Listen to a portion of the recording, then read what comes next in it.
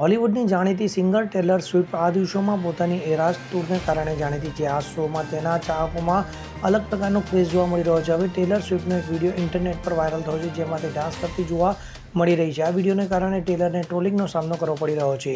મહત્વનું છે કે ટેલર સ્વિફ્ટની ગાયિકાના ચાહકો આખી દુનિયામાં ફેલાય છે. તેણે અનેક ગીતો ગાયા છે. હવે વાયરલ વિડીયોમાં ટેલરનો ડાન્સ જોઈને ઘણા લોકો તેને ટ્રોલ કરી રહ્યા છે.